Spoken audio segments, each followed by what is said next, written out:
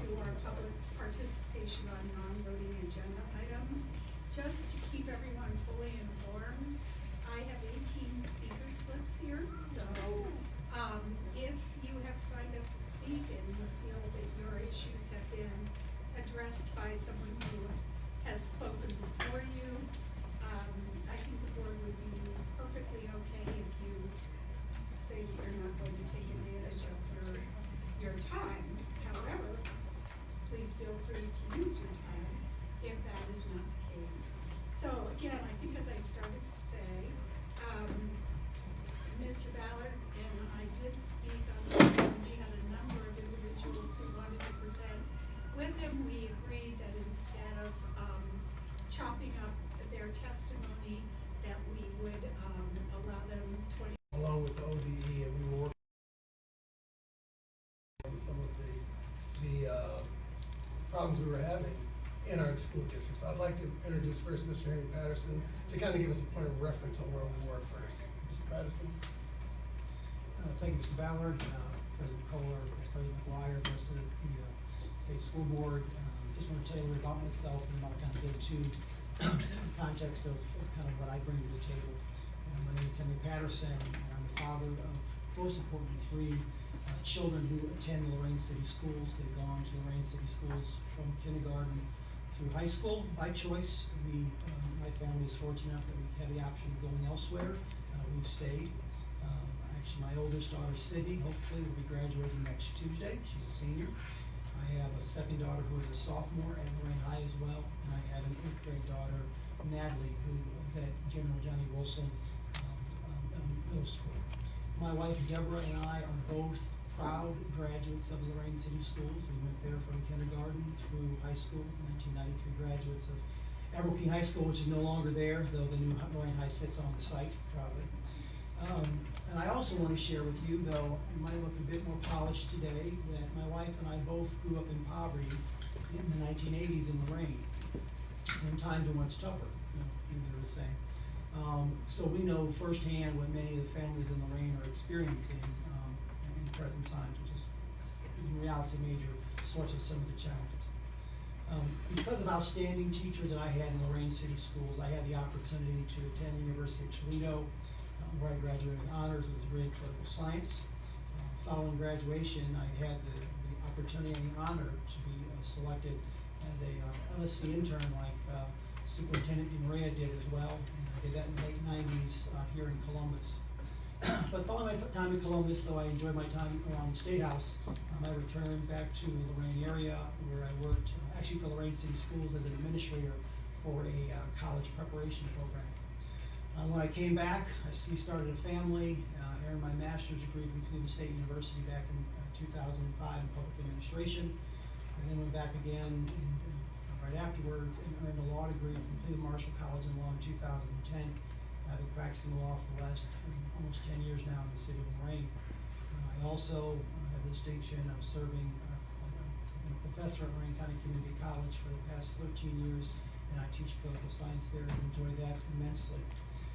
On top of those things, I've also had, I believe that community service is very important, and I've had the opportunity to serve on various boards throughout Lorain County. I've served on the Lorain County Board of Developmental Disabilities, and I've been the board chair of the Lorain County Community Action Agency for the past 3 years since 2016. Now, with all that said, one of the greatest things I ever did, and one of the most important things I ever did was I took the mantle to serve on the Lorain Academic Distress Commission from March of 2013 through March of 2017. And I can tell you it was controversial at that time. But what was incredible was one of the most skilled and dedicated group of individuals I've ever seen. I'm a huge fan, quite honestly, of the old ADC model. I thought there was a lot of positives that were going on. And I want to tell you now, because what I'm frustrated as the laws evolved, the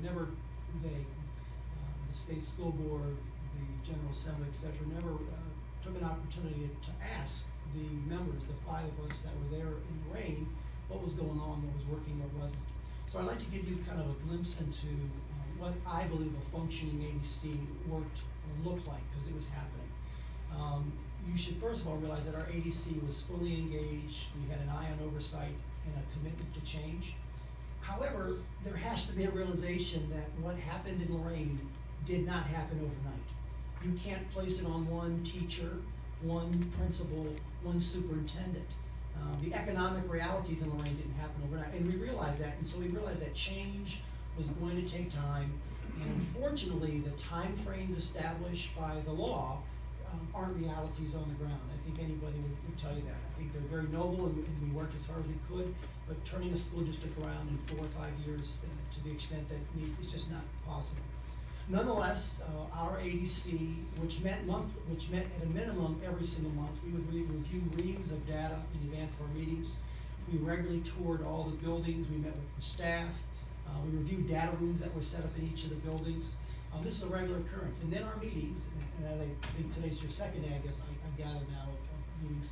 We averaged 3.5, 4.5 hour meetings. I can recall the public would be there, and after the first 2 hours they leave because they realized we were going to be there for 4 or 5 hours. We'd go into executive session for an hour or two and come back and continue like you do as well. So we had difficult questions, substantive questions, and very engaged board members. So I was proud of what was going on with our EDC. Beyond that, and I don't know that people can really appreciate it more than we did, we had a true partnership between the Lorain City Schools and the Ohio Department of Education. I just cannot tell you how immensely important that was in getting things changed around in Lorain. During those meetings, there was a minimum of 2 members of the ODE at every single ADC meeting. Also, we had 4 or 5, they'd be there at all times. It was wonderful. We had weekly conference calls with the ODE, with the state superintendent or their appointee. We also, I'm not sure why this went away, but twice a year, the state ODE would bring in assessment teams, and they would review the progress of what was going on in Lorain. They would write up a report of the pros and the cons, and that would help us to guide the plan that we put in place. Finally, and I can remember how people were frustrated with this, how it was created or presented to us. We had 2 of our own monitors. The ADC had their own monitors that worked for us, that were loyal to us, and what their job was to go into the buildings. They could come and go as they pleased, so they could tell us what was going on. Because as you know, sometimes superintendents and administrations have a tendency to candy coat what was going on. So there were some wonderful things that were happening. I also want to tell you that there was a very cooperative environment between the Lorain School Board and the ADC that unfortunately we do not see today. There was a reality that the ADC, at least our version of the ADC, could be an asset and a champion for change if both the Lorain School Board and the Lorain ADC worked together. We realized that they, the school board, were the representatives of the community, and we were the appointed board. To ignore the community in any decision that we made would be both foolish and unproductive, and we tried our best to not do that. Moreover, it was important that we had regular communications. The entire ADC, not just the board chair, the entire ADC spoke regularly with the Lorain School Board, and we conducted several joint meetings. Ironically, the last superintendent that was selected by the Lorain City Schools, it was a joint effort. Actually, the school board and the ADC came together and formed a consensus in selecting Dr. Jeff Graham, who I believe was an excellent superintendent. Overall, things appeared to be going in the right direction. I can tell you there was a time where the state was using Lorain. They lifted us up as a model, but things changed. That started with the adoption of House Bill 70. I need to tell you point blank, because no one asked us previously, that we, the Lorain ADC, the entire Lorain ADC, was blindsided by this decision. We were led to believe that, as a matter of fact, I believe that night we were selecting Dr. Graham as our superintendent. We were led to believe that this was going to be a plan that would only impact Youngstown. Sadly, it did not. And shame on us for not realizing that what would impact Youngstown would impact us and the rest of the state as well. If that wasn't enough, there was a considerable void in leadership following Dr. Ross's retirement. If you can recall, it was about 1.5 years, I think, before a replacement was selected. And there were several changes in state assessments. Again, there was safe harbor for the entire state, and yet Youngstown and Lorain were left out on their own. Once we realized that we couldn't meet the timelines, this is we, the ADC and Lorain School Board, and we couldn't meet the timelines that were established by the law, we were proactive, and we insisted, this is late 2016, we insisted, we went to the state and said, hey, can we put a CEO in place in January? It wasn't required, the process wasn't supposed to start until April. we went in December and said in January, can we put a CEO in now? This was the school board and the ADC. Why? Folks, do you realize when you disband the old ADC, you put a new ADC in place, they select a superintendent. Our CEO, Mr. Hardy, was selected in July. How can you prepare for the next coming school year in July when you hire someone in July and the school year starts in August? Mr. Hardy's plan was not finished until November of the school year. The entire first year was wasted. I mean, it's sheer lunacy that someone would do that. Would look at the reality of what was happening in the school year. And then, again, I have children, I have nieces and nephews that we're all left to deal with the fallout from all those things. What has ensued, unfortunately, over the past 2 years is more function of House Bill 70 being a poorly drafted law and dysfunctional leadership than anything else. That's just an honest assessment. I don't have an accent. It's just the truth because I've got kids in the district, along with family. Couple this with the fact that the ODE has essentially abandoned Lorain City Schools. It's a travesty. I had a conversation with Paolo and I said I really felt like we were betrayed. The ODE was doing great things in Lorain, and just by writing a check for $200,000 and giving me a CEO, that was a disservice to the children of Lorain. On top of that, we have a disengaged academic distress commission that meets 4 times a year. They haven't even bothered to fill their one function, which is to evaluate the CEO. That's the one job they have, and they haven't done that in 2 years.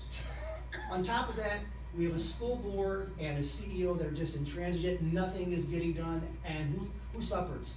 The children and the residents in the fine city of Lorain. What's sad is that we're left to wonder what the hell's going on, and no one says a thing as our lives continue at peril. We continue to struggle in Lorain, and these conversations go nowhere. And again, I'm worried, again, whatever happens, if there's a change or not, the next school year is coming. We should be planning right now for next year, and I couldn't tell you what's going on, CEO or not.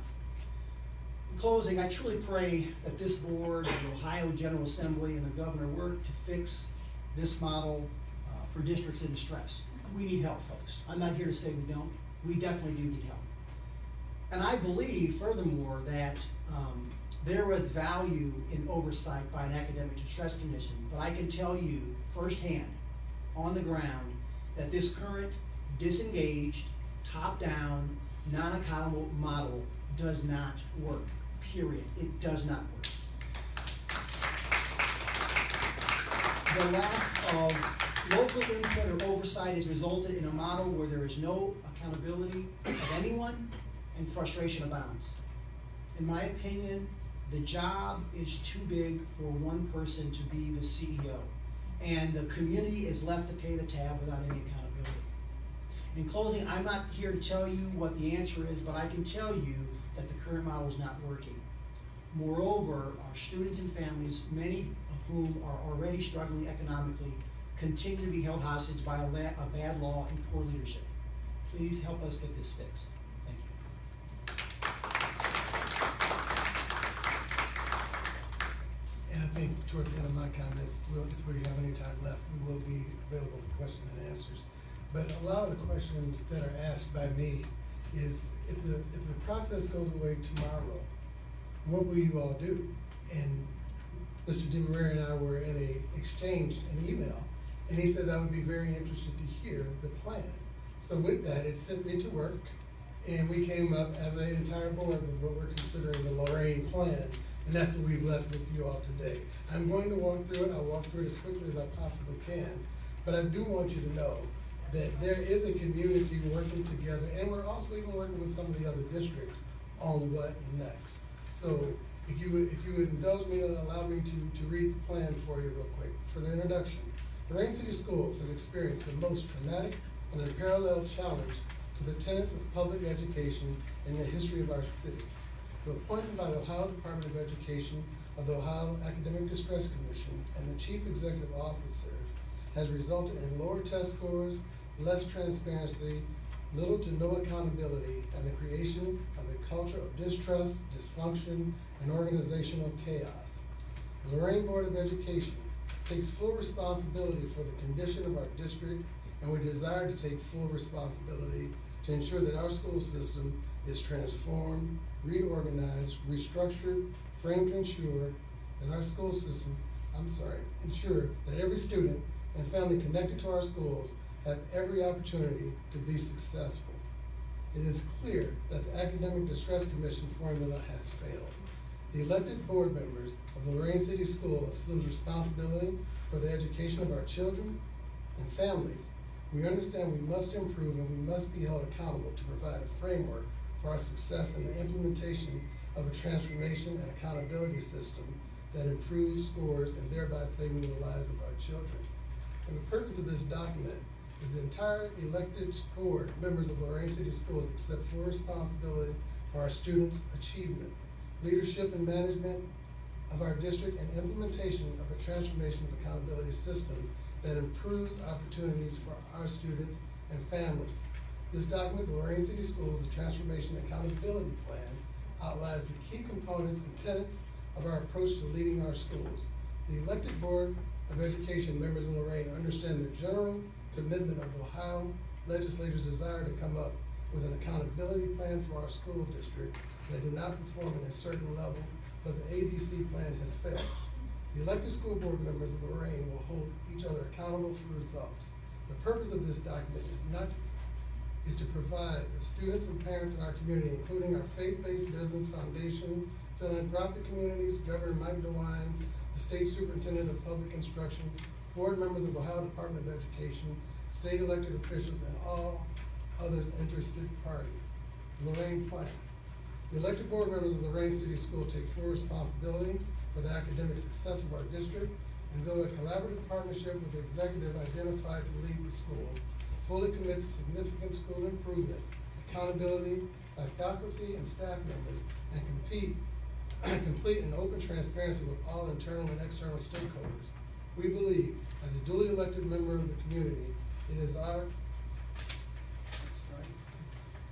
responsibility to lead the effort in a collaborative and integrated fashion. The structured framework of the Lorain Plan is based on 3 core strategies. Core Strategy 1, transformational academic and instructional practices. Core Strategy 2, social, emotional, and wraparound services for our students and families through on-site integrated services. Core Strategy number 3 is authentic community and parent engagement aligned to SMART goals of our executive and school board. Transformational academic and instructional practices.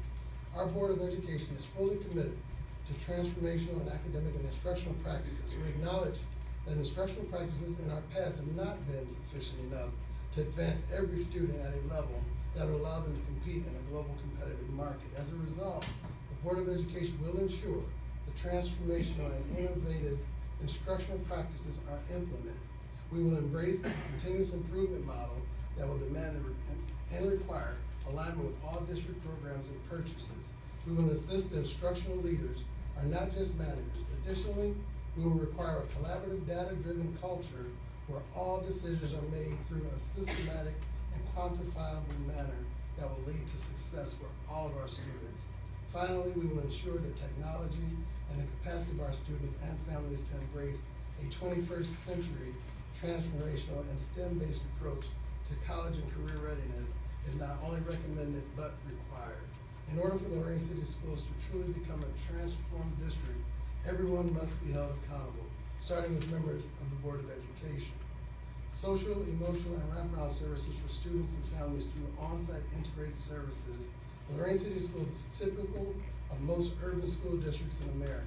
We're responsible for a high percentage of high poverty students and families, and we represent an economic culture born and bred in the steel industry of the last century. However, the members of the Lorain Board of Education will not use poverty, socioeconomic status, and any other condition of life as an excuse not to succeed. Based on our research of best practices in high poverty schools and communities, we believe the key focus of the board's monitoring accountability is to commit to a set of principles that embrace effective socio-emotional coping strategies, wraparound service being available to our kids and families on the school site, and the need to coordinate community agency support to address issues of trauma-related emotional challenges that often impact our students' capacity to succeed. While we will not use socioeconomic cultural hurdles as an excuse, our Board of Education does acknowledge that these issues can impact our success, but we also believe that through collective efficacy and collaborative initiatives, we are able to overcome these challenges and return the school, Lorain City Schools, back to the state and national model of excellent schools and an excellent community. Authentic and community parent engagement aligned to the SMART goals of our executive and school board. One of the traditional strong elements of Lorain City School has been our ability to connect with our community. The Lorain City Schools Board of Education is committed to enhancing our transparency with the community. My time is up. Yes, you have been talking, and I mean, I personally have certainly felt that your comments are informative and important. However, I will ask you to wrap up. That is fine. I mean, as you know, and there's a lot of other parents and community members that will be here that will echo some of our same feelings. So I will yield my time and leave it for questions and answers at the end of your day. Thank you so much. Appreciate it. But I will ask this. I'm not exactly certain what your abilities are, but we're telling you Lorain needs help.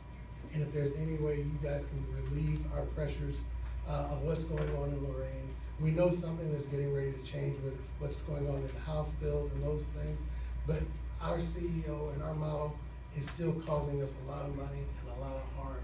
And if we don't do something fast, we're gonna be stuck with a whole nother year of gross spending. And not to mention that we have a levy that needs to go on soon. And if we don't get that levy on before the end of July, it's going to cost us $21 million, and our community will not support what's going on with this local CEO and this model. So we're asking again for your help from Lorain. Thank you. Thank you very much. Are there any, before you leave, are there any questions from board members? Or would you like to hold your questions until we've heard from all of our Lorain's members? I think.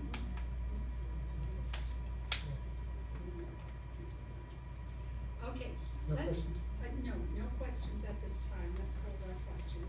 And then I will ask everyone else from Lorain, if who has signed up to speak, if you feel that your points have been addressed, that is fine, you can simply pass. One other little, fact, I guess, that I'll share, and it's sort of stating the obvious, but I think just to make certain that everyone is operating from the same understanding, the Board of Education cannot change this law. So the law will have to be addressed through the General Assembly. So just, our responsibility is to write the rules so that the law that has been passed can be implemented as it was designed by the General Assembly. So we have some control, but we are not the ultimate decision makers as far as the actual law is concerned in this case. So, Mrs. Mary Miller.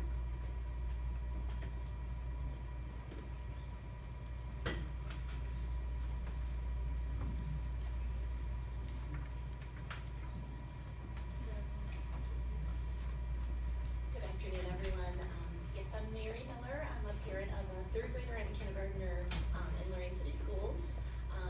Since my daughter's been in preschool, I've been involved in the Parent Advisory Council. And also, I've been a youth soccer coach and now basketball coach, all on a strictly volunteer basis. A long time ago, I was a substitute teacher when I first got out of college. But like I said, that was a long time ago, and now just a parent. And what's very concerning,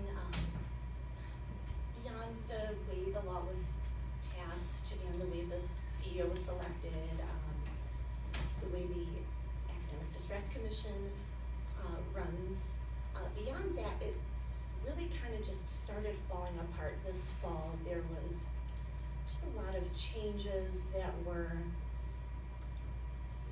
just strikingly different than what we were used to, which I understand, that's fine, but the way they were implemented were haphazardly, or didn't pronounce that correctly, excuse my nerves as well. We just noticed a sudden shift in our level of pride, the morale. Yes, we had suffered the fate of House Bill 70, but we were still willing on our daily, in the Parent Advisory Council or just PTO meetings, we're doing our work that we're normally doing. We're still excited for the children. We're trying to bring new ideas all the time on a consistent basis. But then all of a sudden, spirits were broken, and it was from staff to children to families. And there was a lot of misinformation given from the top. I don't want to call anybody a liar, but there were things that were put out there that were untrue. And we're dealing with children. How do we teach children to be moral, upstanding citizens when we don't have that sort of structure to show them, hey, we can work together, we can make decisions that's the best for everybody across the board. Things just started to where I had this soul search, and fortunately I know Mr. Patterson brought it up. We do have an option to leave Lorain. We do have an option to go to a different district. But that in itself is just would help my children. What about all the other children that are their peers or that I coach or that maybe don't have parents who perhaps speak English or they just don't have parents at all? What are we going to do with these children where nobody's advocating for them, where it seems that nobody even cares about them anymore, where it's really most of a who gets the mandate? Basically it came down to privatization and a path to privatization, and there wasn't a help system to say, hey, let's bring in the Centerville kids, I applaud them, let's bring more mental health paraprofessionals in. Let's bring in counselors, let's bring in more safety resource officers. Instead, it got worse. We had title teachers, intervention specialists, people helping on an individual basis. Now those are gone. We got a whole lot of administrators in, and that included a whole lot of chaos as well. Everybody's pointing at each other go talk to that person. Oh, I'm not sure, talk to that person, the same person I asked the first time. It's just been a complete runaround. It's not fair. It's not fair to our children. It's not fair to any community at all. If families and children are first and foremost, and if true collaboration, which is the huge buzzword in Lorain, isn't happening where it happened prior, then where are we to head? I just don't understand. And it's been very many sleepless nights, very much a huge burden on our children, on our, my third grader knows what's going on. My third grader she's well versed now in what happens in the House and the Senate because of this, which is a positive. I can draw positives out of negative situations. I'm understanding. We tried to be cooperative. And it wasn't until, like I said, this fall where we just noticed, I don't know, my time's up, thank you, but it was very emotionally distressing, not just academically distressing. Thank you for Thank being you. here. Thank you for sharing your story. Thank you very much. Next speaker is Ms. Shardenia. I'm going to butcher this. Strun. Is she here? Okay. I'm going to move on. Let's see. Our next speaker, oh dear, here's another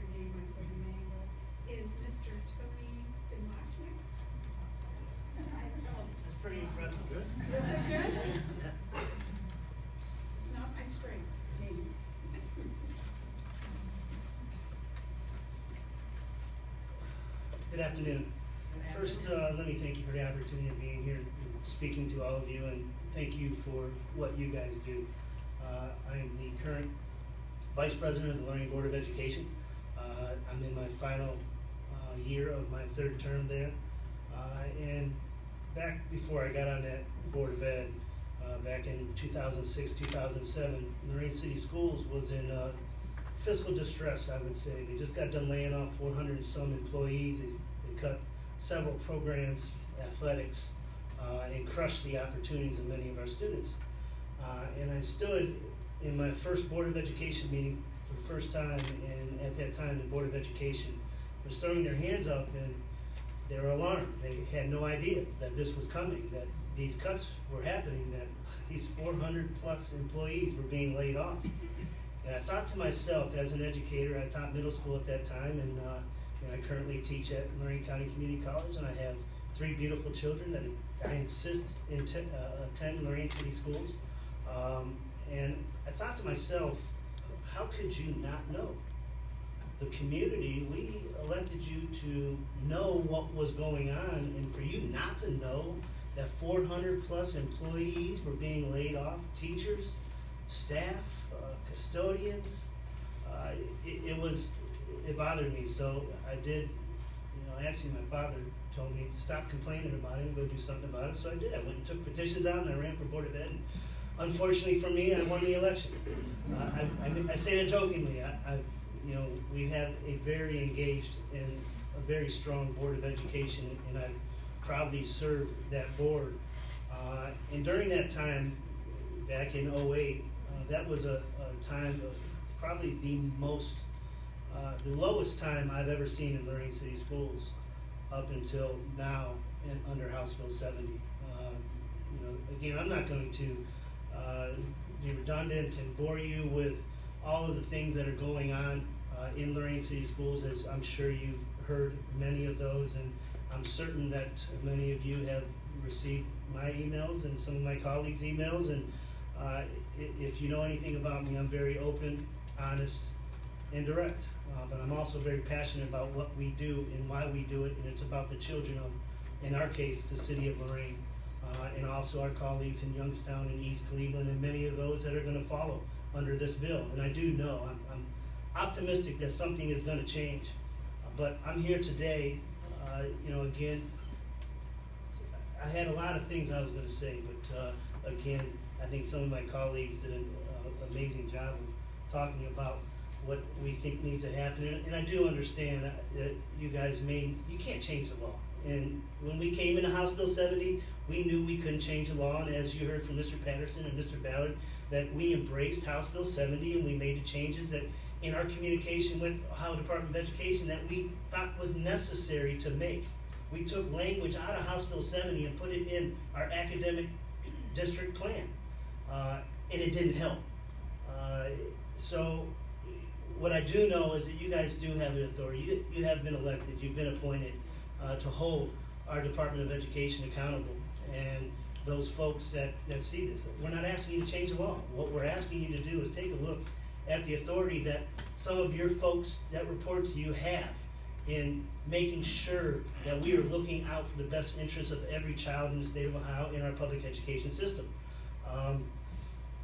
We come to you with an urgency that has been seeping with fever for years from the very people who pay your paychecks and now pay the price for this experiment. I do call it an experiment because it was a bill that was passed overnight. The way it was done was bizarre to me, how it could even happen, but I do understand politics. I do understand political agendas, and I do understand how it happened under the former governor and his administration. But we implore you to act now to restore local control to our schools so that we can begin again to the important work that was making real progress, and we were making real progress in Lorain. We have a lot of data that can show that. Just look at our report card at the time before a lot of rules changed with how we evaluate school systems. Changing the test 3 times. Our kids, that helps them to not do well academically when we change the goalposts as they're trying to score.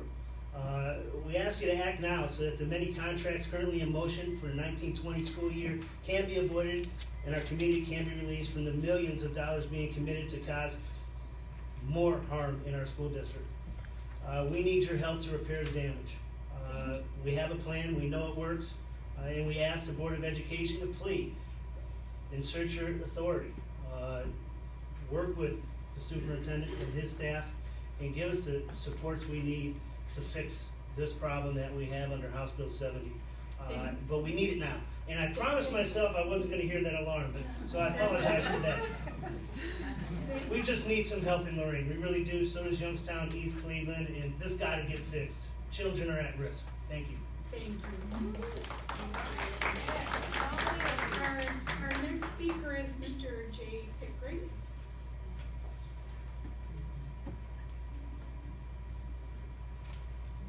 Hustle up here. I haven't started the clock yet. Oh, all right. Okay, great. Which one works? Yeah. Red one. Thank you for allowing me to speak. My name is Jay Pickering. I'm the president of the Lorain Education Association. I represent just under 500 teachers in Lorain. As I look at this room here, it's good school's in session because I would expect to have 200 to 300 teachers down here today if we didn't have school. And even some students. I did talk with some students last week over at the high school, and this is final exam for seniors. Some of them wanted to come down here, but they said we can't do it. People in Lorain are very passionate about what's happening right now. Since my teachers can't be here, I'm speaking on their behalf. And I want to share a few things that have been occurring so that you can understand what it's like to be there. This year, for many of the teachers, it's been the worst year they've ever experienced in their careers. We are experiencing a very toxic work environment. It's a toxic environment for kids. There's been a lot of intimidation, threats, retaliation by administration on teachers. We have plenty of evidence of it. I'm not going to go into all details about that, but it's been a very, very difficult year. This is the second year of the CEO. Last year, and as was explained earlier, he got hired in July, so we really didn't have much experience with the changes last year. Just to give you, we've had a lot of violence in the buildings, exceptional amount of fights at the high school. We went into a year this year we didn't realize, but we were going to be doing something called restorative practices. And I said we didn't realize because none of the teachers were trained, none of the administration were trained, and it just led into, we had one student who got in 3 fights in one day because after he got into a fight, he was sent back to class. It's been a mess. I have done a lot of talks now about this. After one of my talks about 2 months ago, an ambulance driver came up and said, hey, I don't know if you know, but we park an ambulance closer to your high school now because of what has been occurring in the high school. It isn't just in the high school, the junior highs, and there's frustration, and kids sense frustration. When adults are frustrated, we all know this, so do the kids. And the kids are asking teachers, are you okay? That's crazy, but it's occurring across the district. There's been a lack of planning in the district. We entered this year, we didn't realize this, by the way, pre-K through 8th grade, we changed to a standards-based grading system. We didn't know we were doing it.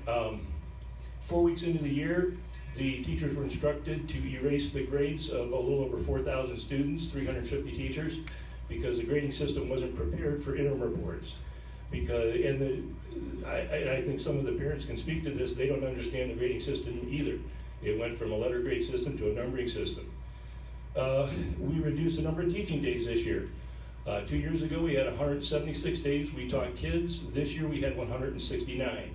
Next year, we are planning to have 168 teaching days because the other days are being used to teach teachers for professional development. We have had 13 professional development days this year, 14 planned for next year, and I'll just tell you, I think they were worthless. Teachers have even said they haven't, I'll just leave it at that. Now, there's plenty of teachers' issues. I could go on forever. I will tell you the kids are concerned. They're suffering. The seniors this year, and senior year is an important year, and I don't misunderstand this. Pre-K through 11 is pretty important too. The seniors this year have heard more derogatory statements regarding them by the CEO than they ever have. One of the parents did come forward, talked to the last board meeting and said that they were somewhere, and when a student mentioned they were from Lorain, the other kids in the room from other districts said, "Oh, you're from that bad district." One of the reasons is the CEO, every time he speaks, talks about how bad we are. He uses this one statistic that is extremely disheartening to us. He says 99% of the students who are not current, who did not take college preparatory classes in Lorain or CC, College Credit Plus, when they go to college, need remediation. The reason that's true is he's skipping the 350 to 400 kids that are taking college credit courses at the high school. They're all prepared to go. He just picked that information, he repeats it constantly. It's taking down the kids, they feel bad. As another example, last Tuesday, we had two Tuesdays ago, an academics award banquet for the high school students, and the CEO was a no-show. The teacher, or the administrator who was in charge, told me the next day we didn't know he wasn't coming, and he was supposed to be the lead speaker. Maybe there was an emergency, but I still have not heard why. At the high school, you are the state school board, so you probably understand. Is that my time? It is, so I'll ask you to wrap up, please. Okay. I just, with one last thought, as I got prepared to come down here, I took a quick look at a meeting online, and I saw some familiar faces down here. Marva Kay and Chris, Monikino. Because the first time I came down to Columbus was 3 years ago to speak at the Ohio School Boards Association Capital Conference in 2016. Let me just read why we came down here, because I was pretty proud of this at the time. Hear how Lorain City is using shared leadership to advance student achievement, build a collaborative culture, and gain state support for its progress. Discover how to embrace state support and focus on 6 priorities to improve test scores and increase enrollment. Learn how to do more with more and succeed the odds. We were down here talking to the Ohio school boards. It was not just me, it was many representatives. We had school board members, we had custodians, secretaries, and people down here. And I just find it ironic that I'm down here today and all of that is gone. And everything that we gained over those years is gone, and I'm down here talking about how much we don't have what we had back then. Thank you.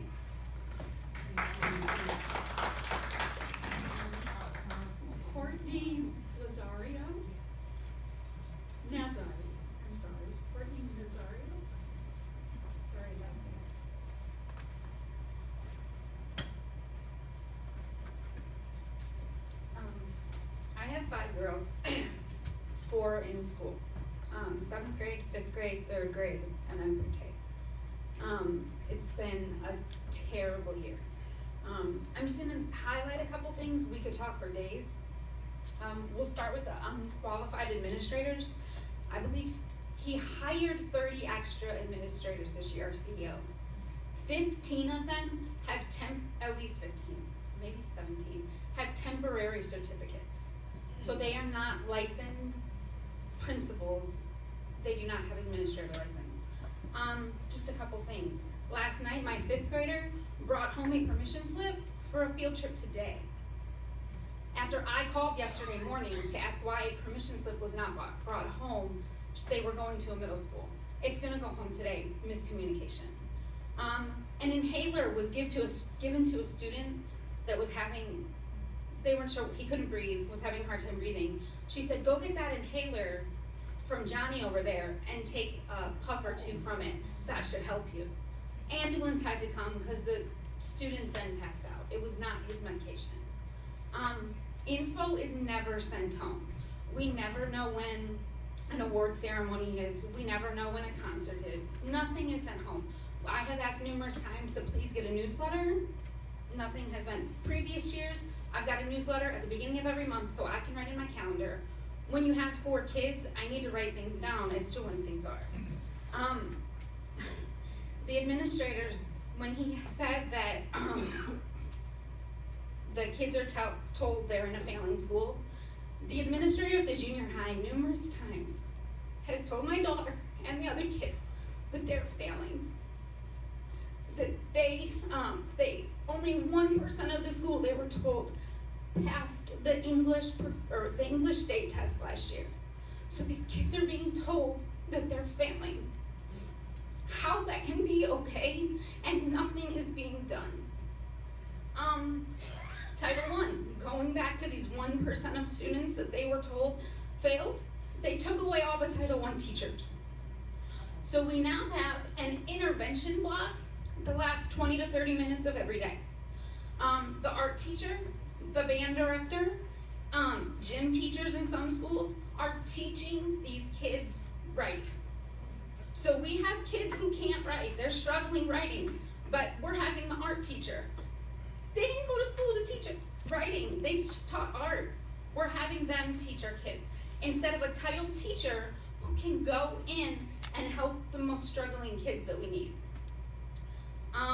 We were told that there was after-school tutoring, utilizing the Title I money.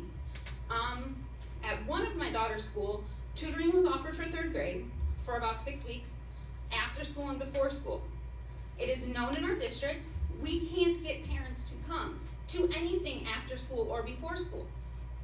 Why are we offering tutoring to those kids? My daughter did take the tutoring. There were supposed to be 6 or 7 kids in the morning. She's the only student that came for the first 4 weeks. Fine for her, she got one-on-one tutoring, but we have other kids that needed that didn't get it. Standard-based grading was rolled out terribly. We never even got anything when it was originally rolled out. We still really haven't got anything to explain it to us. The students were never informed. My 5th grader came home crying when she got her first report card because she got a 3. To her, a 3 was a C. She's not a C student, she's not used to getting 3s. She comes to the car in tears, sobbing, which has happened more than once this year with one of my girls after school. And she's sobbing because she didn't know, she thought a 3 was bad. I mean, 3 is what you want in standard-based grading, but we've never told the kids this and never informed them. My 7th grader's report card has been wrong every single quarter. Not only has it been wrong, we have got it 3 to 4 weeks after the quarter came out. So about 2 weeks later, I'm getting her interim. On the interim, the only thing it says is on track, not on track. Tells me nothing else. Yes, I'm in contact with their teachers and go to conferences, but if you're a parent that can't make the conferences, you don't know if your child's off track. There's no room to put what they're off track for. The teachers' grade, the teachers were told they needed to store their grades yesterday. My kids go to school till the 21st next Tuesday. They're done. What's the point of me sending my kids to school for the last week of school? And I guess, in wrapping up, I just have one thing. I ask you, Mr. DeMaria, can you please come to Lorain? Can you please come? Can you talk to parents more than 5 minutes? It's terrible for our kids. My girls came from a Catholic school. We weren't getting that choice. I don't agree with it. So since we couldn't pay, we put them in Lorain. They were behind. Coming from a Catholic school to Lorain. Lorain got them back to where they should be in 6 months. We need you to come see, talk to teachers, talk to parents, talk to the kids. Because what is happening is terrible.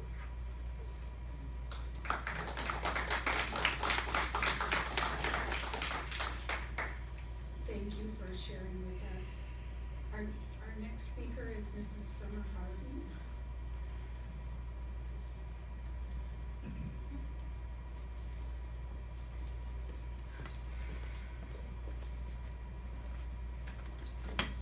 Good afternoon. I was actually going to waive my time because there's been so many pertinent points made by all of the people that came out from Lorain, 2.5-hour drive to represent our students and our staff. But I just find it really important to kind of drive the fact home that it's a disaster in Lorain at the moment. I'm a lifelong resident. I have tremendous amount of pride in my city. I'm embarrassed. Sitting here listening to these students speak about the collaboration between their school board and their principals and themselves was inspiring and, again, embarrassing because our city is doing the exact opposite and not because we want to.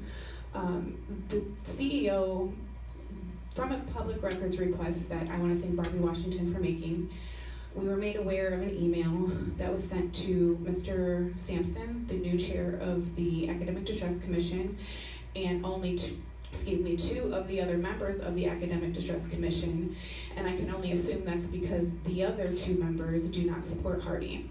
So Hardy sent this email to these 3 individuals only to prepare them for the last ADC meeting. There's quite a few points that he made in this email, but I'll only address one as to not take too much of your time. Just a little back history, there have been quite a few students who have started coming to the Board of Education meetings and speaking out. When there was a public hearing during the meeting, they speak out, they give their testimony, they let the public know because they're on Facebook Live. They let the public know the atmosphere of the school, which they're attending daily, so they know, okay? One of the points that he made to them, to these 3 members, was about scholars speaking, and he wrote, "I would not be surprised if scholars speak on behalf of teachers. My hunch is that it will be in favor of teachers in our CCP classrooms. The scholars who have spoken up in the past are in the CCP program and do have good teachers for the most part, and or have parents who are teachers. It saddens me that children may be used for political gain." What I get from that is he does not believe that our students are capable of a true opinion, of a valuable opinion, and that they're just being used as pawns, which could not be farther from the truth. I do have a high school student, and she speaks very candidly to me about the atmosphere in the school, and it's disheartening because although she has 1 foot out the door, I have 2 more children coming up in the district. It breaks my heart, literally, to think that I have to remove them due to the toxic atmosphere. Each building administration seems to be dropping the ball regularly. There are 4 moms over here that I'm with, 5. We have how many schools between us? 7 or something to the effect, and we all have the same experience. That can't be a coincidence. It is a direct correlation to the fact that he hired inexperienced, unqualified people. Why would he do that? I don't know, maybe because then they would listen to what he's saying and not question. He doesn't like to be questioned, and when he is, it turns into a blame fest. You know, you can watch the meetings to witness that, but I guess in closing, I would just like to say that this is not all for nothing. This is not a big show that we're putting on. It can't be, again, a coincidence that we all feel this way. It's because it's happening.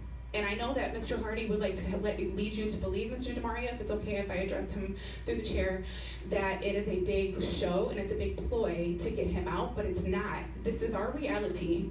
This is going to be a long-lasting effect much after he's gone, something that we are devastated by and have to recover from. He will not have to recover.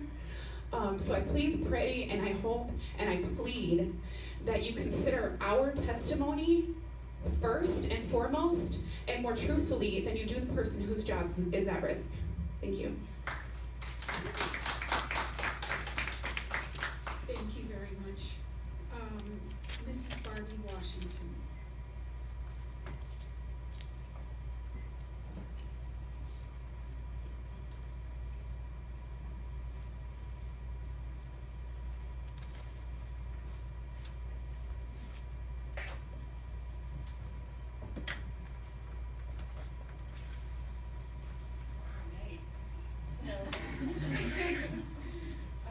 I'm Barbie Washington. I have sent all of you emails. I hope you've received them and read them. I'm concerned, Mr. DeMaria, Ms. Hill, you're sort of in our own backyard and we haven't met yet. The ladies did an amazing job. I'm nervous. The grades are awful. They were supposed to be collected on the 7th. The excuse is the teachers wanted them collected. That's untrue. We can sit here and just go down the list. I've sent you the emails. My issue is House Bill 70 has allowed Hardy to come here. Mr. DeMaria, you have placed 3 of the ADC members. Mr. Sampson initially engaged and then stopped. Patty O'Brien and Michelle Solis will not engage with us not just me personally, but any of the parents. I don't understand how that's allowed. House Bill 70 happened overnight. We've had Mr. Hardy for 22 months or so, and we keep getting, we have to go through the process. Well, what is the process? I understand things are happening in the budget, but we're going to be again put in place where if something does change, we're going to put a new leader in July, and then we're scrambling again. And that's unfair for the teachers, it's unfair for our kids. The other moms that spoke, and myself, our kids are going to be okay if we never say another word to anyone. We are really fighting for all of our kids, for all 6. We don't even know how many kids we have. Our board keeps asking the questions. How many kids are enrolled? How many have withdrawn? And they keep saying, we'll get back to you. That's supposed to be reported every week. We get no answers. There's no accountability. It's just insane. We had a federal resource meeting last night to discuss title monies. There's a list of things that they say that they're doing. They're not doing any of them. They're not doing the parent university. There's not pre-K for all. They're not doing anything for our kids who speak English as a second language. There is, if you look at Mr. Hardy's The Lorain Promise, there's nothing, not one thing in there that he has done, not even effectively. No one can even say what he has done to benefit our kids in any way. If any, it's awful. There's no communication. They send out a monthly email. Yesterday, the first copy of the email, the link to the survey for parents didn't work. So they send out an update. The date for the CEO's town hall was incorrect in both. For the survey, again, it's supposed to be, an anonymous survey. This is popular in Lorain, it happens often. To take the survey, you have to sign in through your Google account. Parents are afraid to speak out. Teachers are afraid to speak out. We have teachers that are contacting us and saying, please don't say where this came from, but this is happening in our building. We had testing for weeks with no reminders, no, maybe the very first week of the 3 weeks of testing, they did a couple of videos. The schools made fun, cool videos, but nothing after that. Not the night before to say, remember to get a good night's rest, eat a good breakfast, charge your laptops, and bring them to school. We got, for the high school, my daughter's a sophomore. I have a 2013 and a 2016 grad. They were prepared for school. They both went on to college. They did not have to take remedial classes in school.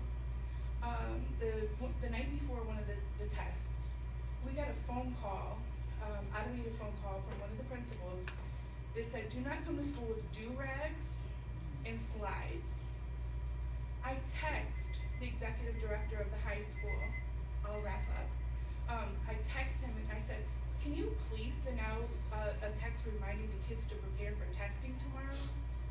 If the goal is to get out of House Bill 70, is to get our test scores up, we are not doing anything for our kids to achieve that. We are not doing, we don't have the Title I teachers, the kids on IEPs. We have about 25% of our kids with IEPs. They're not getting their pull-out time. Everything looks nice on paper, but it's not being done.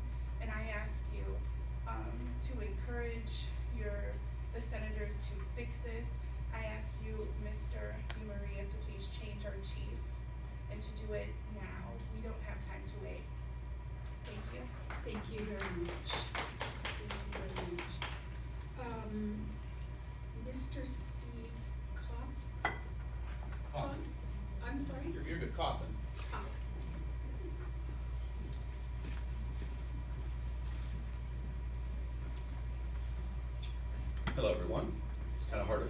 the parents, but I will do the best I can. I am actually a member of the current Academic Distress Commission, which puts me in a unique position because I was appointed by the Board of Education, and I'm also a teacher at Lorain High School. So I am in the middle of this vortex that is known as House Bill 70. And I also am a parent of a former Lorain City Schools graduate. And I always take pride in that because I did not have to send her to Lorain City Schools. I chose to send her to Lorain City Schools. And currently, she is a graduate of Kent State, and she works in the city of Columbus for a financial firm at the age of 24. So I'm very proud of the education that she received at Lorain City Schools as a parent and as a teacher. As we all know, and there's a lot of things that have been covered, so I'm going to skip through some of the things and I'll touch on some others. We all know about House Bill 70, and it's hurriedly passed in June of 2015. And basically going against the basic principles of our founding fathers as a cornerstone of our democracy. The phrase of no taxation without representation, for some reason now is once again a pointed argument against those who have concocted this state takeover. The reality is that Lorain's local tax dollars are being used by the state and CEO without true oversight. As elected Board of Education, the people of the community have little say or role in the decision making in its own school district. The lack of checks and balances is disturbing. Under the leadership of CEO David Hardy and his chosen administrative team, I have listed a brief overview of some detrimental points that I have seen, not only as a teacher, but as a member of the Academic Distress Commission. Some of them I will not go into as much detail because they've already been talked about in the interest of time. Standards-based grading, we've heard about that, poorly implemented. One thing that I will do, that I want to mention because it's on a lot of teachers' minds, is the district shared SLO or shared attribution piece, which from what I've read goes against the Ohio Department of Education state accepted number for their growth measure. And Lorain City Schools and at the high school, they're using 50% of the student growth measure of attendance as part of a teacher's evaluation. So you have teachers that are being evaluated by an administrator as accomplished, but due to the fact that the building itself has a grade of a 2 for the attendance piece, they are now skilled. Okay. We talked about the restorative justice implementation. I've heard about the unqualified and inexperienced administration. And that for me personally was an issue that I brought up to Mr. Hardy in our summer ADC meeting of last year. And I pointedly asked him, can you guarantee and promise me that the administration that you are going to bring in are going to be properly credentialed, have experience in dealing with urban education, and being able to build what I consider a key component to success in education, and that is trust among administration and staff. He promised me that publicly. Him and I talked about that privately, and as we sit here today, that has been an epic failure in my opinion. There's been a lack of transparency. Communication has been very disappointing. My colleague on the Academic Distress Commission, Diane Alexander, is still waiting for the documents and information she requested back in January. And if you cannot tell, Diane and myself are the two ADC members who did not or were not included on those emails that Ms. Washington presented. I also have concerns financially. For example, our upcoming graduation ceremony. Over $19,000 from the general fund for graduation. This expenditure came from the approval of the CEO's minutes on March 11th of 2019, which moved graduation to Lorain County Community College. There was no community discussion, there was no school board approval, there was no Academic Distress Commission approval. It was the CEO creating his own policy, and to me, whenever you have one person creating policy without oversight, you are setting a very dangerous precedent, which then leads us to the issue of the levy that we need to have passed. And it's been mentioned before. Are we going to sacrifice $21 million over the next 7 years, because that's $3 million a year, because the levy is not going to be put on until the CEO is removed. His inability to work with the Board of Education, in addition to community stakeholders such as our mayor, Mr. Rittenauer, and our police chief, Sel Rivera, as you probably are well aware of those situations. We have the Lorain High teacher reapplying for the jobs fiasco, which occurred on Thursday, February 21st, where essentially he fired every high school teacher in Lorain City Schools and said, if you want your job back, you will be able to reapply for it. Went on Channel 3 News in Cleveland and boasted about that, and then the next day, on that Tuesday, said, well, we're going to not do that. There's been student surveys where the students have felt that they have been used, as I heard the word before, pawns. There's been an LEA survey. There's been an Academic Distress Commission survey that my colleague put together. We have met with teachers in forums to discuss situations. With all of this said, the time has come in my opinion, to end this carnage and unmitigated disaster known as House Bill 70. Okay, I'm out of time. I just want to, Peggy Lehner, who is the chair of the Education Committee, recently made a comment that says basically turns the solution back to the people who have not been able to solve it up to now, and if they had the answers, they had already tried it. I would argue that those statements do not reflect some of the things that have been done at the local level and perpetuate a misleading narrative. The reality is that if a community isn't happy with its Board of Education, then the ability is there to vote them out. It's a democratic way, and it's been that way for 243 years. I will just leave you with this quick quote, because this is the way a lot of people feel. Famed African-American military hero Benjamin O. Davis, leader of the famed Tuskegee Airmen, once stated when he felt that his pilots were being unjustly criticized by the powers that be, "You invite us to a poker game, hand us a fixed deck, and then wonder why we can't win. All Lorain wants is a fair and impartial opportunity to help its students and community. The time is now to embrace that positive change and move Lorain City Schools forward." Thank you. Thank you very much. I believe that's the last speaker we have from Lorain today. So I will ask board members if there are any specific questions you would like to ask at this time. Ms. Haycock. I just wanted to thank everyone for coming in. I don't particularly have any questions. I just have a couple of comments. I actually am the representative over District 1, which includes Lima City, which is on the short list. And we actually held an education roundtable with your mayor, Ridnour. I'm not sure if I'm saying that correctly. I apologize. But it was quite informative that, often we hear from parents, we hear from educators, but here is a civic leader, a mayor, and I understand from the news he might be leaving the Lorain area, but he was saying what this has done to the city itself, outside of the education community. And, I know that often business leaders, civic leaders, sometimes are heard before educators and parents and students.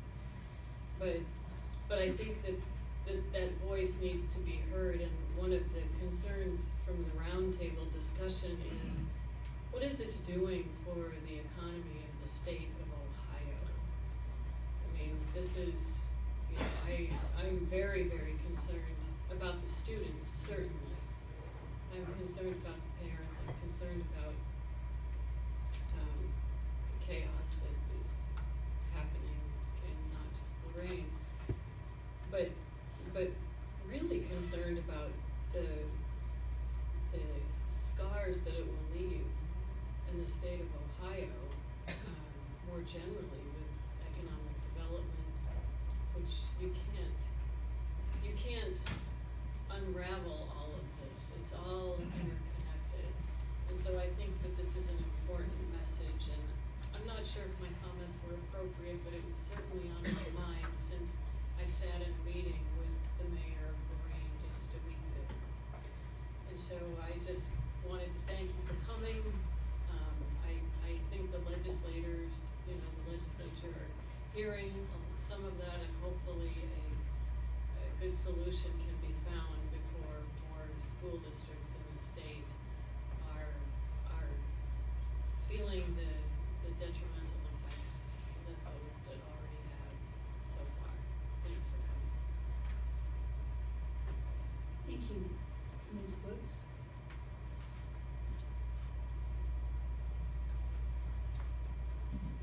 Thank you, Madam Chair.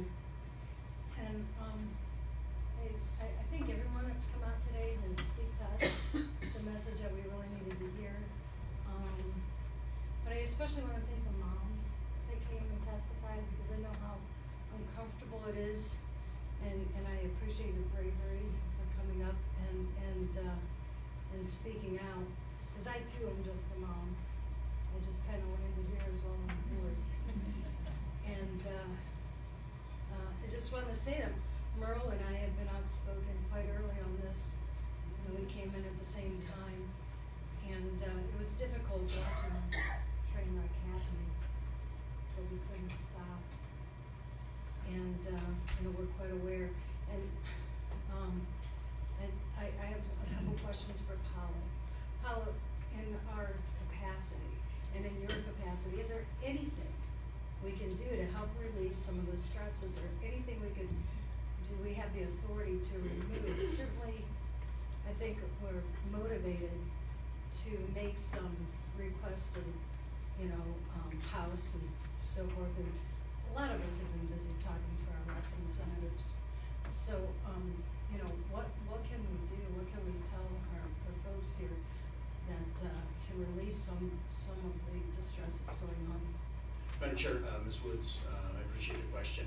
And what you just said is exactly perfect, because we all know, you know, this board did not have anything to do with the adoption of House Bill 70, nor did the boards that preceded it, nor did I.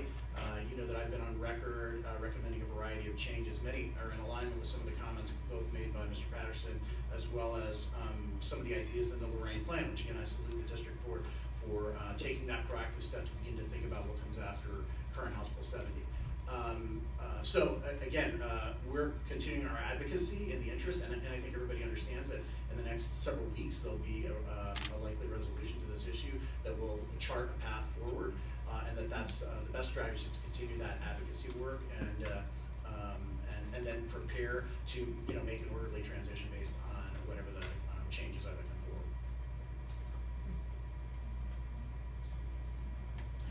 forward. Ms. Johnson.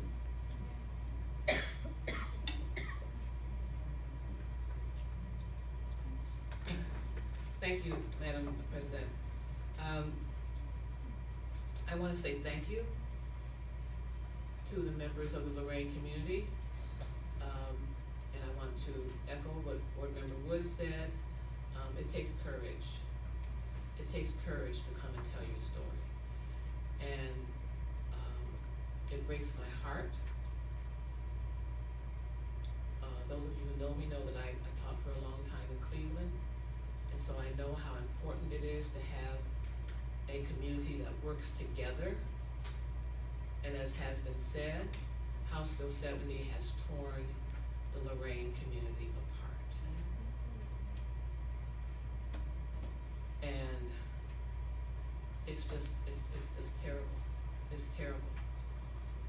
And to sit back powerless and to have to watch this happen, knowing that there are people who could come in that at least help, it has to be devastating to you. And so that leads into my question to Paulo. Mr. Patterson, I believe, made the statement, the ODE has abandoned the Lorain schools. And so I didn't know the story. I'm glad Mr. Patterson was here, because I didn't know the story of what was happening in Lorain and the good stuff that was taking place. And so first, I don't even understand why House Bill 70 went into Lorain. And secondly, if ODE had said was coming in on a regular basis, review the progress, two members of ODE were at every ADC meeting, all kinds of support, a true partnership with ODE, that was what I heard. And so Paulo, I just want to ask, why did ODE stop working with Lorain, or did ODE stop working with Lorain? If so, why? Madam President, Ms. Johnson, again, I would disagree with the opinion that ODE has stopped working with Lorain. Margaret Jones heads up our school improvement section. Just like we do regular check-in calls, provide our support. Obviously, some of the schools of Lorain are on our focus or priority school list through the work of our SSTs are providing support as well. We just recently sent in a team to do a district review. They were there, and we contract with a number of experts in different categories, whether it's academic, fiscal, operational, what have you. They were there for a week and are in the process of developing their and sharing their recommendations and their observations So again, with all due respect, I wouldn't agree with that characterization. Okay, well, just through the chair, there's a reason that they feel that way, so, something's not happening. And so there could be a conversation as to what Lorain is expecting from ODE that used to happen, that's not happening now. Maybe we can, you know, because I mean, I appreciate that ODE was helping so much, and I just, at least that would help a little bit. So I'm hoping that you will have a conversation, and if something has changed, I hope that it can be reinstated.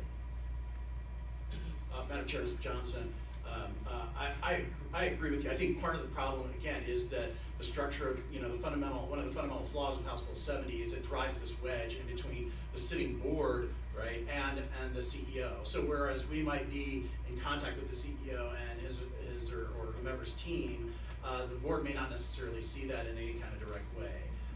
You know, I totally, and I want to commend President Ballard and the board for being proactive and starting to put on the table those kinds of concepts about what the board is committed to in terms of going forward, because I think it creates a dynamic that allows us to, again, we're in a very awkward situation here over the next 6 weeks where we'll have a solution almost sure as we're sitting here, right? And so the question is, how can we begin an orderly transition that allows things to happen in the interest, while at the same time accommodating the fact that the legislature has not yet finalized its preferred approach to dealing with the situation. Oh. Yes, Ms. Hill. It wouldn't be right for me not to acknowledge all the effort that went into you coming today. Thank you, thank you, thank you for coming. And I appreciate Merle. She comes over to District 2. She's from Cleveland, but she's been coming on a regular basis to Lorain to keep up with what's happening. My main source of information has been the newspaper, so I appreciate the media also being out, but I don't think it's always appropriate, all the conversation that's been going on in the news, some of those items. I'm saying that meaning there's you know, operating conversations that might be more fitting in a different way.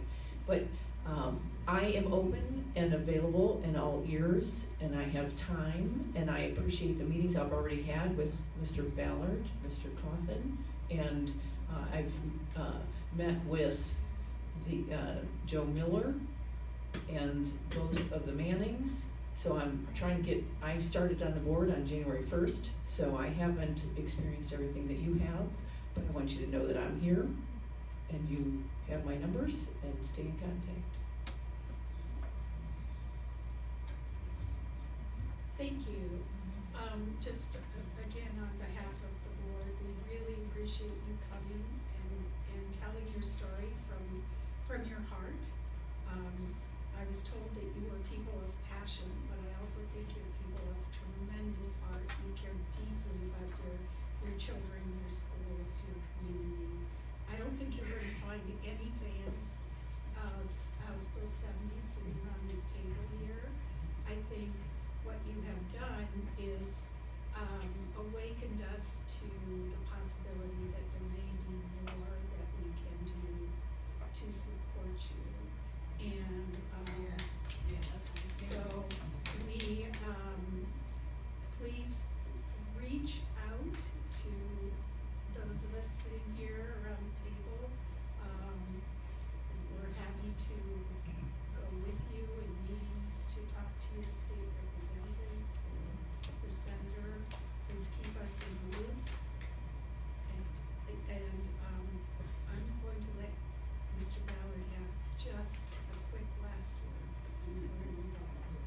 Real quick, the two things that could really happen is Bill 166 is there. If we could get you all to do some sort of resolution supporting that change, that would be very helpful. And I think, thank you. And I think Ms. Woods asked a question to Mr. DiMaria on what, is there anything that we could do? We lobbied very hard to try to have some voice into the ADC membership that goes on there. And if he would listen to our recommendations, they would give us additional voices there at the ADC who may be willing to listen. work with our community. So what can we do to help? We need you to make sure that the people from Columbus, Toledo, who have nothing to do with what we're doing, can get some good qualified people from our city and our community to be part of that ADC. That would be very helpful. Thank you very much. Our next speaker is Mr. Ronald Shad, who is coming to us from the Youngstown and East Cleveland District.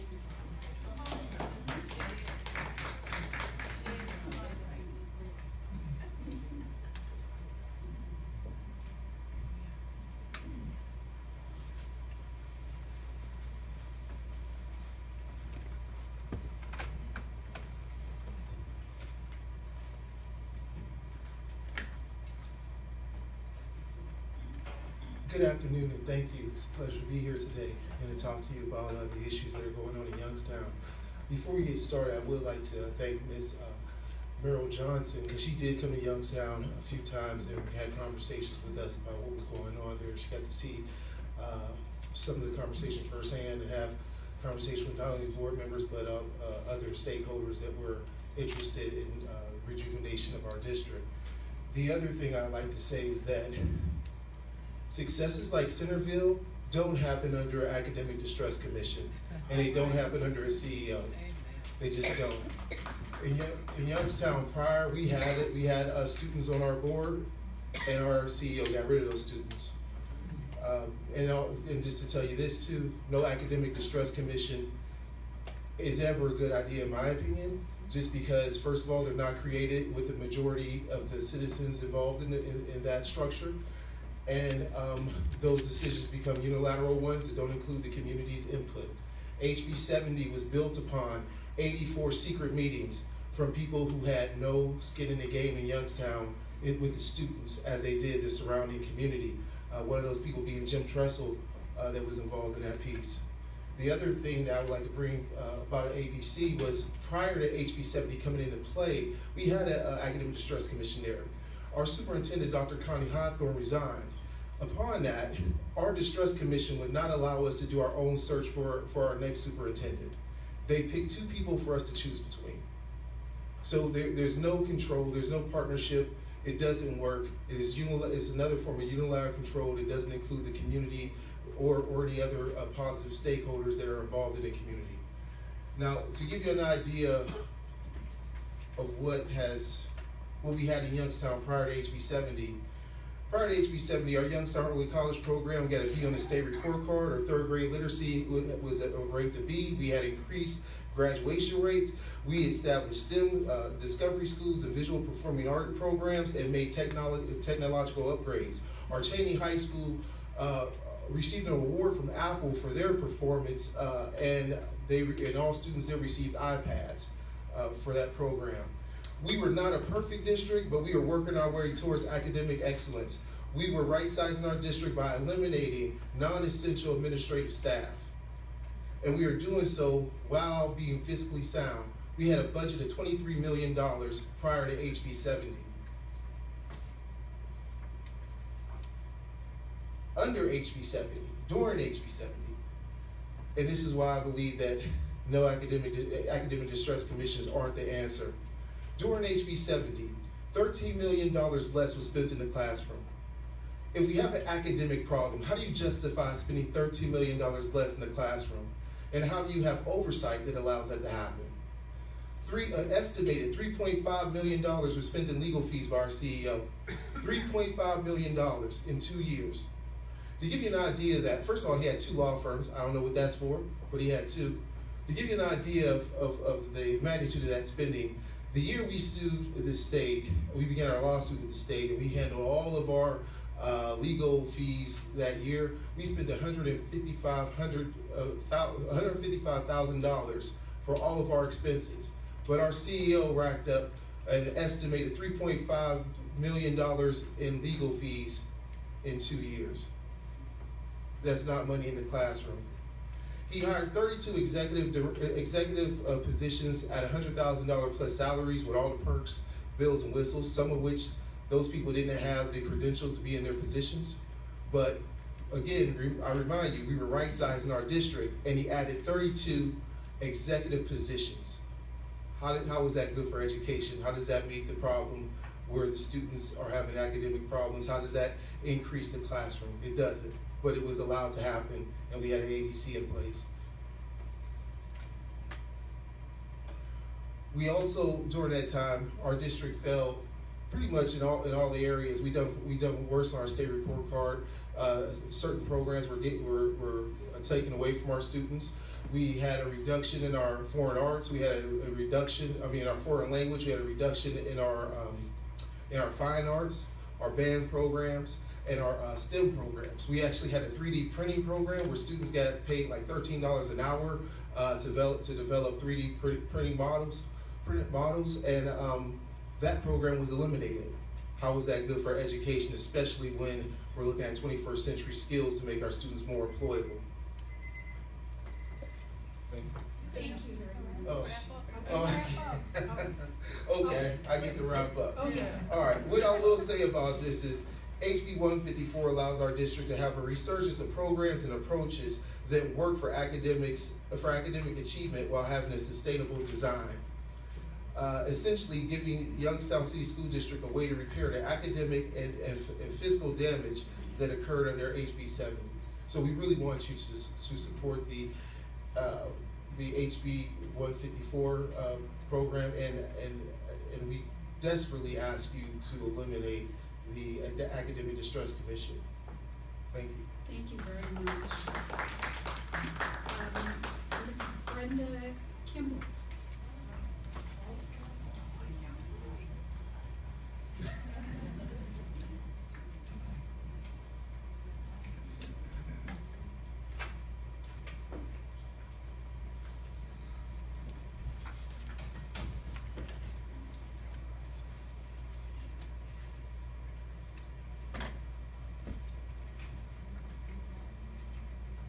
Thank you for allowing this time for me to speak to you.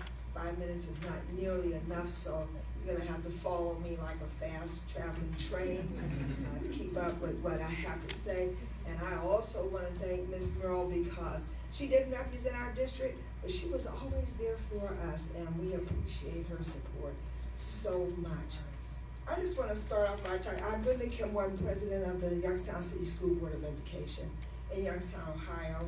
I want to speak to Mrs. Lehner first, and this is nothing personal, but you did make that statement, and I don't blame you for that statement because you're external and you don't understand what was going on in our district before House Bill 70, and that's the problem that we have with a lot of folks. When House Bill 70 was created, I have these papers here, it was created not by 84 meetings, but 88 meetings out at Youngstown State University, with Jim Tressel hosting those meetings with external people who did not know our district or our community or our schools. Most of them had never even been in a school building, and that was bad. And so, Ross, our last state school superintendent, was a part of those meetings.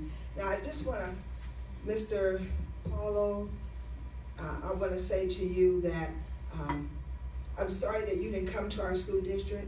I invited you many occasions, and you wouldn't even come to hear what the board had to say because you were concerned about the law, but at least you could have dignified us with at least one visit to see what we had to say about what was going on. Now, what I want to say about academic distress commissions is they don't work because, first of all, it was created, we had 2 academic distress commissions, and they started in 2010. I became a board member in 2012.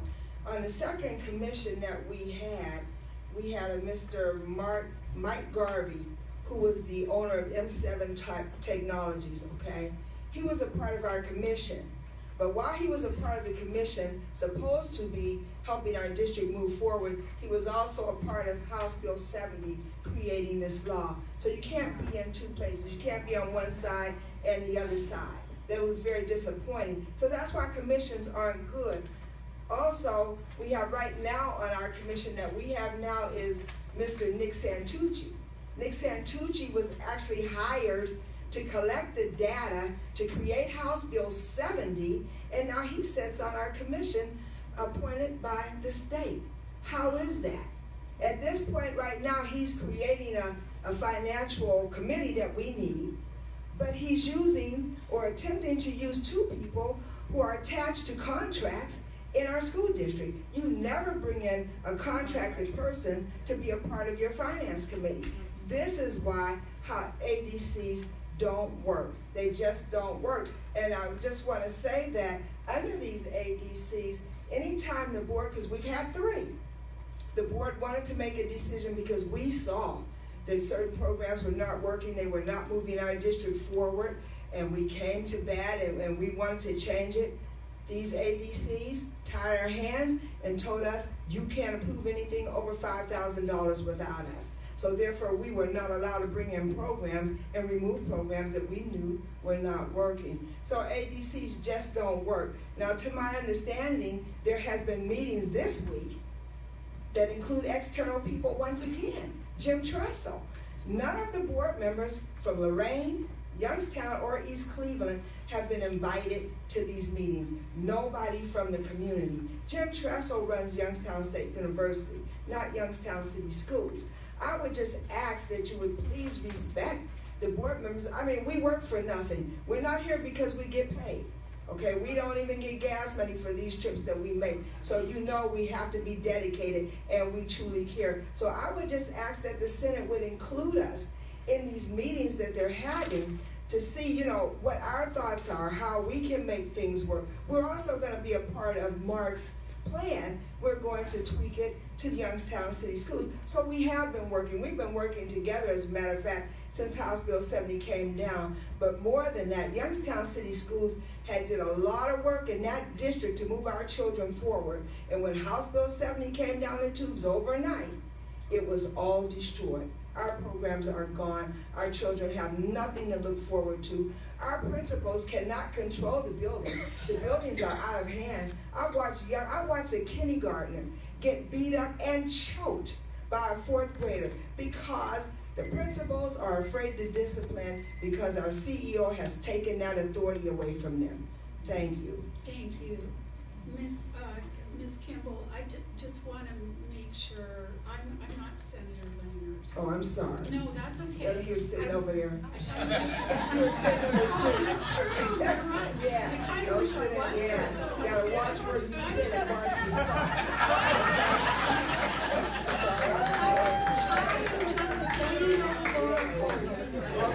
Well, please forgive me, but watch where you sit because it marks the spot.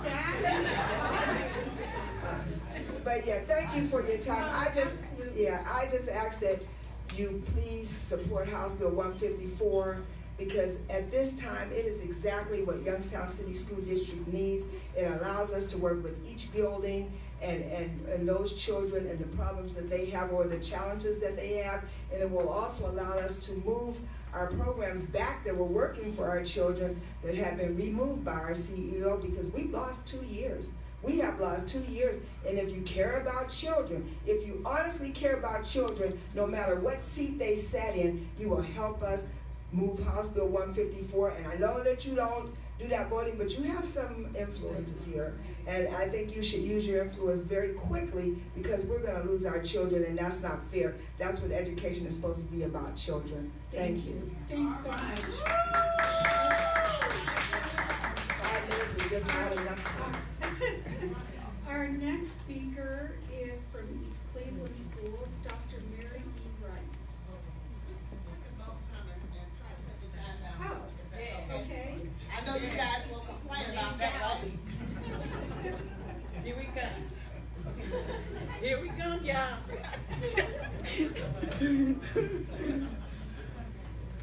First, I'll say thank you so much because I know it's been a very long 2 days for you. I too want to add my thanks to Will Johnson, who has come to East Cleveland many times, and we certainly appreciate that. But also Lisa Woods, who has been on the trail as well, and who has come and shared some thoughts with us. We're thankful. You see, my voice is just about gone, so therefore I'm just going to take a few moments, and then I will pass it to our parent and let her share just a couple things with you. Firstly, my name is Mary Rice. I'm a member of East Cleveland Board of Education. I'm also a member of the East Cleveland Citizens Movement for Equity in Education. One of the things I want to say, just like you've heard from everyone else, House Bill 70, it is certainly a tragedy in all of our communities, in each and every one, in Youngstown, in Lorain, and in East Cleveland. When I look at the academic achievement of Youngstown and Lorain, I have not seen a forward progress. As a matter of fact, we've seen some step back. And that is alarming, especially to us in East Cleveland, looking at those two school districts. House Bill 70, before it began in East Cleveland, one of the first things that we noticed, and I can ask you as Board of Education, what areas are the hardest to fill in every school district? Subject areas. I know you know that as Board of Education members. Math and science. So in East Cleveland, the minute they heard House Bill 70 was coming, those teachers who could get out, got out. That's what hurt us. The moment they heard that it was coming. Also, I'll share this.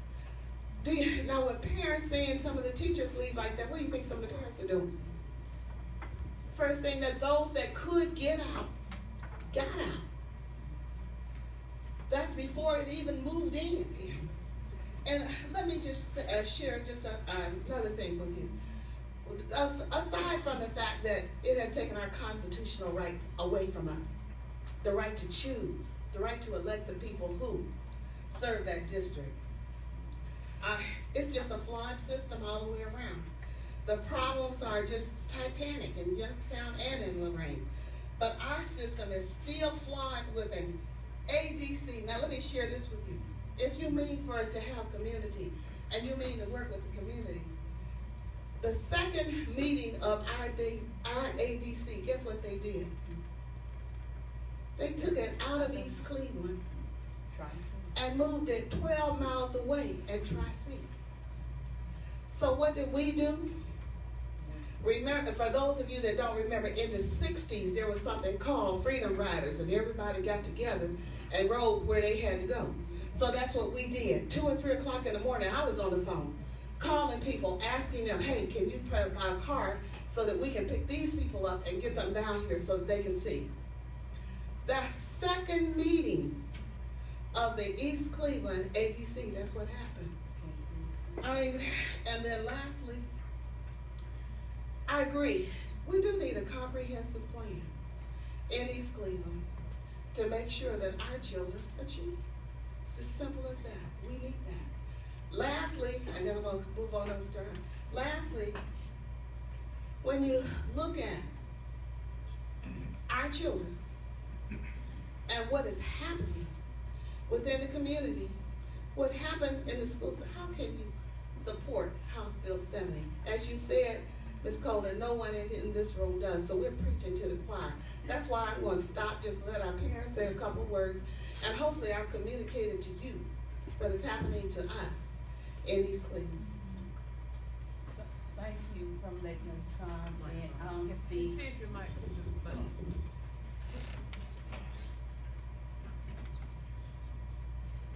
Thank you for letting us come and let us speak.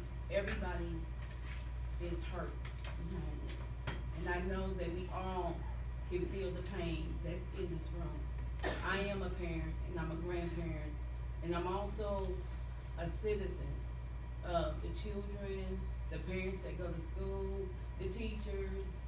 Everybody is getting affected by this. It's like cancer. It's destroying a whole family, community. I'm an outreacher. I stand up for the parents. I have children, grandchildren that went to school. I ain't never ever seen nothing like this a day in my life. This is a tragedy. This really is a tragedy. And if anybody been buried, it was us. And we being buried alive with our family and our community. And I'm hoping that even if you can't do as much as you want to do something, you know, because everything helps. everybody come together. Team make a dream work. Team play, we have to be a team player and not being a team hater. House Bill 70 is a team hater. It is killing our community. Lorain had fought this, and I never knew that it gonna come to our door. But since it came to our door, we've got to handle this together. They've been there, they had expressed themselves. I had other things to do, but I choose to come here because I cares about the children, I cares about our school, I cares about our teachers. If they invest in all that money in CEOs, they can invest their money in these teachers, in these books, in our community to make it better. House Bill 70 have not worked and will not work, and it do need to be abandoned. All it did was separate us and made us all nervous and upset of what's going on next. Yeah, I can run, I can hide, but I choose not to. I choose to be that forerunner and stand with Lorain County, with East Cleveland, you know, because my children is grown, but I have grandchildren that left the doggone school, you know, because it's sad. It's sad to have somebody to come over and take over overnight when nobody don't know. We sleeping probably. We probably was eating our popcorn and having a good day, and all of a sudden you wake up to a nightmare. So we need the nightmare to be over with. We need justice for all, you know. And I hope that this voice that I speak is from everybody, that we need to bind together and get rid of House Bill 70 because it's not helping, it's hurting everybody. And also, the parents got a lawsuit in too, and the judges also agree for the lawsuit. So, if we can ready to move forward and get this thing done. Thank you. Thank you. Thank you very much.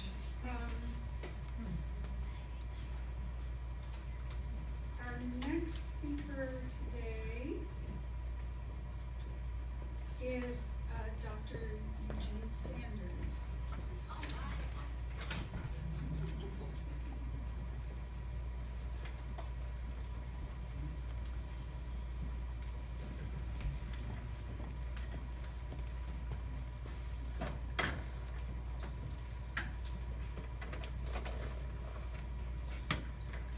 Good afternoon, ladies and gentlemen.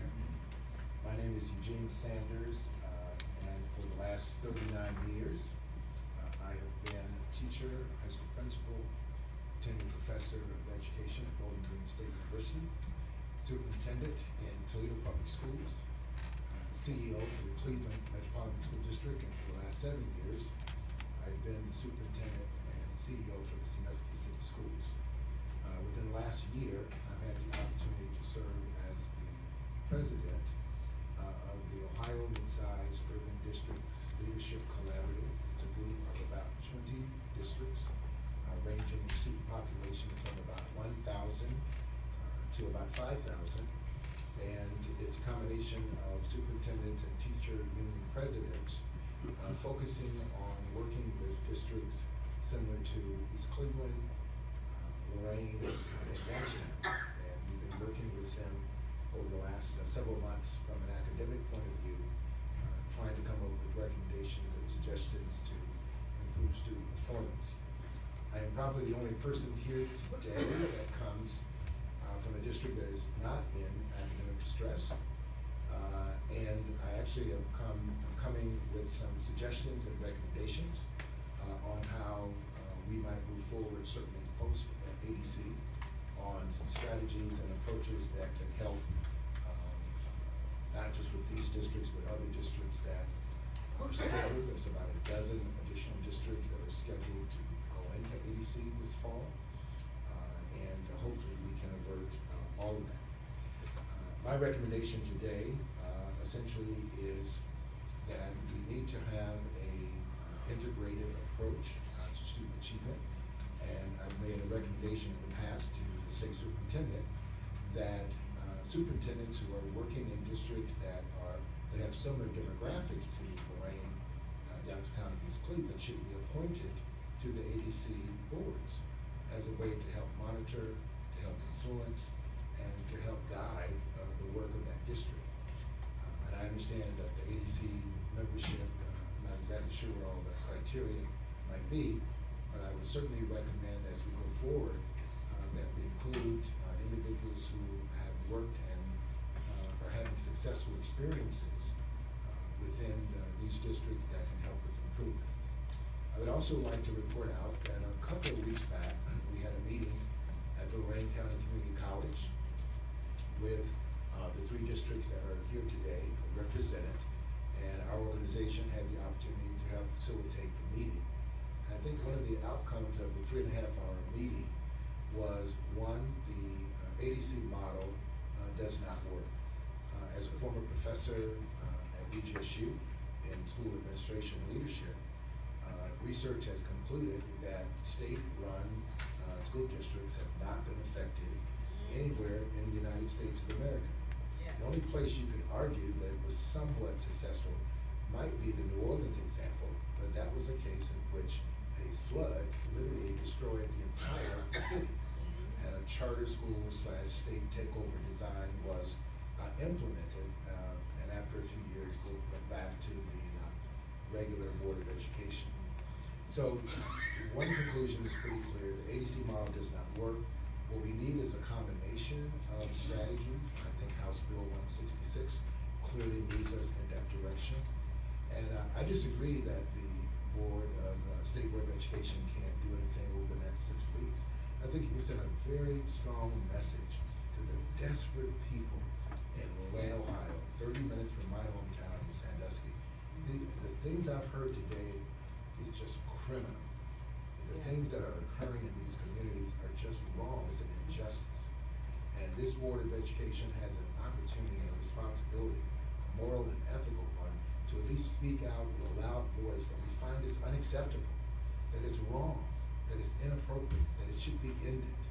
And I encourage you to at least make those public statements as quickly and as soon as you can. In my closing today, I recommend the following actions that I think will move our organization in the right direction. And those are very clear. One, we need a peer-to-peer design model where districts who are having success can work with districts that are not having success. The organization that I represent today has volunteered on multiple occasions to Powell and other state officials that were willing to step up. I'll close my comments. That we're willing to step up and be accountable, to be willing to work with these school districts in a productive and positive way. We also need to ensure that there's a plan for the post-ADC culture. I think the Lorain City Schools should be commended by this board for their actions and proactive actions in taking the positive steps to do that. I haven't heard one comment, not a couple comments, not enough comments from this organization today to commend that group and to support those other organizations. And finally, I would just say I appreciate the opportunity to provide some brief remarks. The Ohio Mid-Size Urban District Leadership Collaborative stands ready to partner with not just these 3 districts, but districts throughout the state of Ohio who are seeking ways to raise student performance in challenging school districts across the state. Thank you. Thank you very much.